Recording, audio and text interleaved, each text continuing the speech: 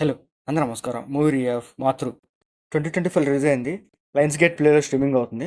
ఇది ఒక comedy drama movie. Comedy actors ఉన్నారు కానీ, ఆ కామెడీ సీన్స్ కూడా అంత ఎఫెక్టివ్‌గా అయితే ఏమి లేవు. ఇంకా ఈ మూవీ స్టోరీ కూడా చాలా రొటీన్‌గా ఉండిద్ది. ఆ సీన్స్ కూడా అలాగే రొటీన్‌గా ఉంటాయి. కామెడీ సీన్స్, డ్రామా అలా చాలా రొటీన్‌గానే వెళ్తా ఉంటాయి తప్ప గానీ, ఎక్కడ కొంచెం ఇంట్రెస్ట్‌గా కూడా అనిపించదు. ఇంకా ఈ మూవీ స్టోరీలోకెళ్తే సిటీలో అమ్మాయిలు మిస్ అవుతూ ఉంటారు. పోలీస్ ఇన్వెస్టిగేషన్ చేస్తుంటారు. ఇంకా అమ్మాయిలు మిస్ అవుతూ ఉంటారు. సో, పోలీసులకు ఒక పెద్ద టాస్క్ అయిపోతది. సో, అమ్మాయిలు ఎందుకు మిస్ అవుతున్నారు? ఏం జరుగుతుందనేది వాళ్ళు ఇన్వెస్టిగేషన్ చేస్తూనే ఉంటారు. ఆ ఇన్వెస్టిగేషన్‌లో కొన్ని నిజాలు బయటపడతాయి. ఆ నిజాలేంటి? అసలు ఆ అమ్మాయిలు ఎందుకు మిస్ అవుతున్నారు? అసలు ఏం జరిగిందనేదే ఈ మూవీ స్టోరీ. అమ్మాయిలు కిడ్నాప్ అయిన స్టోరీ స్టార్ట్ చేస్తాడు. ఆ స్టోరీ ఎటునుంచో ఎటో వెళ్ళిపోతూ ఉంటది. పోలీసులు మాత్రం అమ్మాయిని కిడ్నాప్ అయ్యారని చాలా సీరియస్‌గా ఇన్వెస్టిగేట్ చేస్తుంటారు. మధ్యలో ఆలి, పృథ్వీరాజ్ వీళ్ళ మధ్య కొన్ని కామెడీ సీన్స్ పెడతా ఉంటారు. మళ్ళీ అమ్మాయిల గురించి సీరియస్‌గా ఇన్వెస్టిగేషన్ చేస్తుంటారు. దాంతో పాటు హీరో పాటు 2 సాంగ్స్ పెడతా ఉంటారు. సో, మళ్ళీ ఇన్వెస్టిగేషన్ చేస్తూ ఉంటారు. సో, ఇలాగే తిరుగుతూనే ఉంటదనమాట.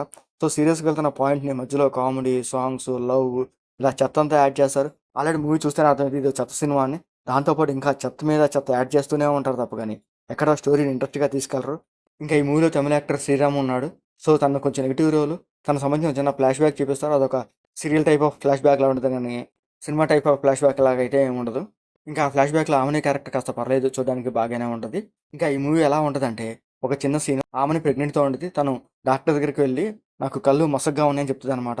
డాక్టర్ జస్ట్ కళ్ళు చూసి, మీకు ఆ కళ్ళు మసక కాదు, కళ్ళే కనిపించకుండా పోతాయని చెప్తాడనమాట.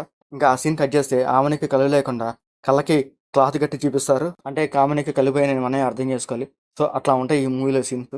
అసలు ఆ అమ్మాయిని ఎందుకు కిడ్నాప్ చేశారు? ఏం చేశారు? అనేది క్లైమాక్స్‌లో చూపిస్తారు. సో, ఒక వెరీ రొటీన్ క్లైమాక్స్‌తో ఈ మూవీ ఎండ్ చేసేస్తారు.